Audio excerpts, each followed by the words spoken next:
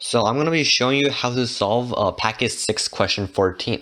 So here it asks us if f of x equals x to the third power minus x minus 6 for all real numbers x, and g is the inverse of f, then we have to find f prime of g of 0 times g prime of 0.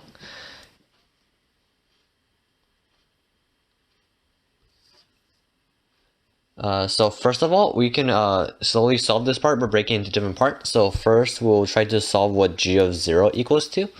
So since g of 0, let's say g of 0 equals x, then since g is the inverse of f, we could do f of x equals 0 and solve for x. So f of x is x to the third power minus x minus 6 equals 0. And if you use the rational root theorem, you can factor it out to become x minus 2 times x squared plus 2x plus 3. Or alternatively, you could just plug in numbers for x here and just get x equals 2.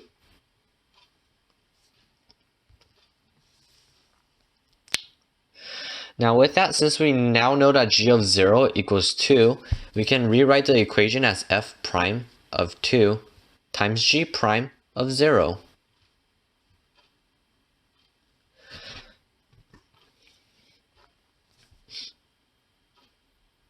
And since we're trying to find a derivative of an inverse function, we could do a small chart to help us find the derivative. So we have f of x and g of x. X, y, the derivative. So we're trying to find, let's go with g prime of 0 first. So we're putting in 0 for x.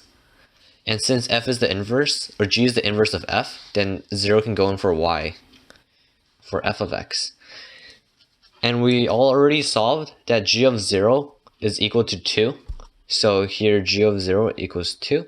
So which means that f of 2 equals 0.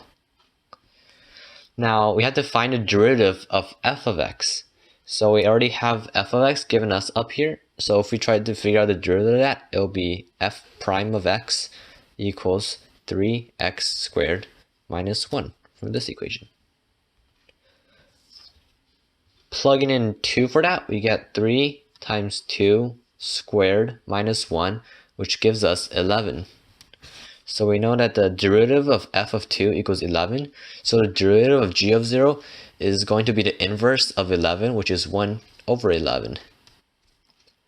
So we know that the derivative of g of 0 is 1 over 11.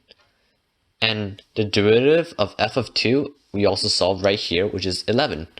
11 times 1 over 11 gives us 1.